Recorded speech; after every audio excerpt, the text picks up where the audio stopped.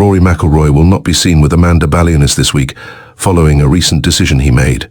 Rory McIlroy will not be seen around CBS presenter Amanda Balionis this weekend after opting to pull out of the Travelers Championship following his US Open heartbreak. Just last week at Pinehurst No. 2, McIlroy had a two-shot lead with only 5 holes left, leading fans to believe that his decade-long major drought was about to end.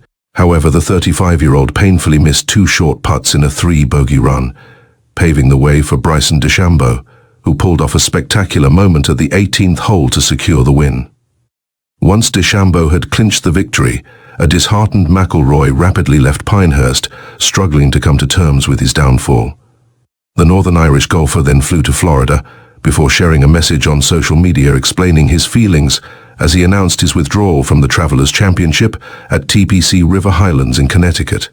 Meanwhile, as McIlroy was battling DeChambeau for the US Open title, CBS Sports' Balionis, who has been romantically linked with McIlroy in various reports, was enjoying some time off with friends in the Hamptons, taking a break from the greens and fairways while rival network NBC held the rights to the tournament. She shared photos on social media, showing off her bikini looks and soaking up the sun with her friends. McIlroy, who recently reversed his divorce decision with wife Erica Stoll after rumors linked him to Balionis, is set to take a break from golf. He plans to return just before the Open at Royal Troon next month. Yesterday was a tough day, probably the toughest I've had in my nearly 17 years as a professional golfer, McIlroy began in a statement posted to social media on Monday. Firstly, I'd like to congratulate Bryson.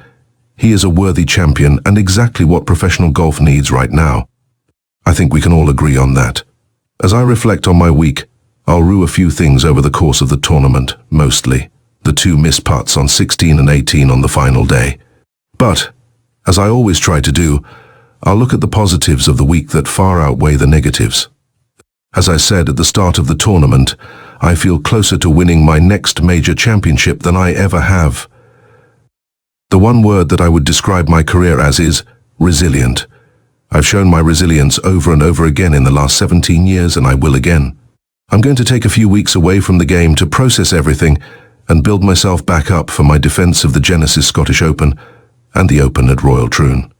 See you in Scotland.